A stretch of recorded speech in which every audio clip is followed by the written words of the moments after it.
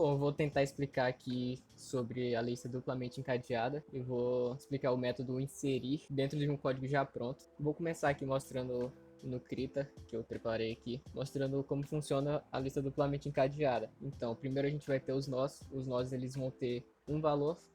A gente pode colocar vários valores aqui, mas eu vou botar só um. Eu vou chamar ele de dado. E aqui tem dois quadradinhos porque o segundo é o apontador. E ele vai linkar um nó no outro. Então se a gente botar aqui a setinha, tu vai ver que vai ficar um ligado no outro como se fosse uma lista mesmo. Enfim, o primeiro aqui a gente vai apontar para o segundo e o segundo vai apontar para o terceiro. Então eu posso andar livremente pela lista. Então se eu quiser ir para o último, eu posso ir pulando de um por um até chegar no último. Mas se eu chegar no último e quiser voltar no primeiro, eu não posso. Então, para isso a gente tem aqui a lista duplamente encadeada, onde a gente cria um terceiro valor aqui que vai ser o apontador, que vai apontar para o anterior. Então, tanto se a gente quiser ir do primeiro até o último, quanto do último até o primeiro, a gente pode, levando em consideração que tem sempre um valor prim aqui, o primeiro, que ele aponta sempre para o primeiro valor. E o último ele sempre vai apontar para o null, que é o vazio. E assim fica uma introdução massa para a gente entender como que funciona o código. Passando aqui para o código, eu criei aqui um índice para eu saber mais fácil onde é que está cada coisa. A gente já tem aqui o criar e tal que eu mostrei lá. Esse aqui vai ser o dado, esse aqui vai ser o valor, o apontador para o próximo e esse aqui o valor para o anterior. Ok.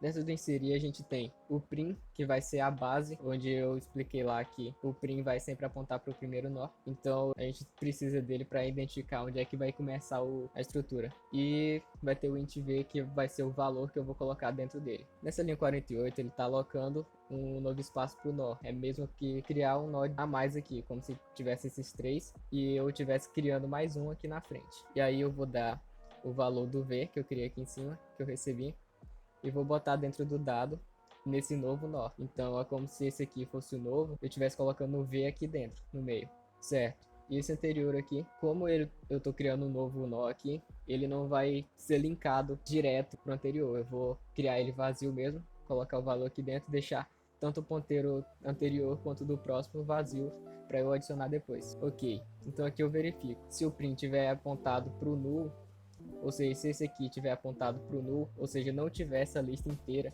e aqui tiver apontado para o null direto, quer dizer que a lista está vazia e eu tenho que adicionar o primeiro, ou seja, esse aqui. Então ele vai adicionar aqui direto, o prim vai apontar para esse novo que eu estou criando, que seria o primeiro. Ok. Se não, se já tiver um aqui, então quer dizer que a lista não está vazia e eu tenho que adicionar no final. E aí a gente vai criar o nó auxiliar aqui, que ele vai percorrer a lista para que não cause nenhuma bagunça usando o valor principal aqui, porque se eu mudar ele, vai mudar o valor de tudo. Ah, eu não vou entrar nesse detalhe. E aí, para que eu não destrua a lista inteira, eu vou criar esse auxiliar aqui, que vai facilitar o percorrer da lista inteira. Ok, enquanto o próximo do auxiliar não for igual a null, ou seja, enquanto ele não for esse aqui, o último, ele vai continuar percorrendo. No caso aqui, ó, o auxiliar recebe o próximo. Se eu pegar aqui o código e botar lado a lado com... Pera aí, se eu botar ele lado a lado aqui, tu vai ver o seguinte: enquanto o próximo do auxiliar não for igual a null, então ele vai auxiliar recebe o próximo do auxiliar. Então é o seguinte, se o auxiliar é esse aqui, ele vai receber o próximo, que é esse aqui. O próximo desse vai ser null. Nesse caso aqui não, ele tem mais um. Então o auxiliar recebe o próximo desse auxiliar, que é esse aqui. Agora, se o próximo do auxiliar for igual a null, que é esse caso, então ele não vai fazer nada, ele vem aqui, ó. Termina a estrutura de repetição, ele vem para cá. O auxiliar próximo recebe o novo que eu criei aqui em cima, que é aquele que estava vazio. Então esse ponteiro aqui, o último, vai apontar para o novo que eu criei, que vai ficar aqui na frente. E o anterior do novo, que eu deixei vazio no começo, vai receber o auxiliar, que é esse aqui. Então o próximo que tiver aqui, o anterior dele vai receber isso aqui. Eu acho que é isso.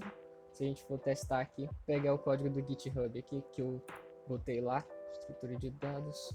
Eu tô usando um Gitpod para testar essas paradas, porque eu não quero instalar nada no meu computador. Então, isso aqui facilita demais minha vida. Até fica de indicação aí, caso queira usar nas próximas aulas. Ok, aqui eu já tenho minha estrutura feita.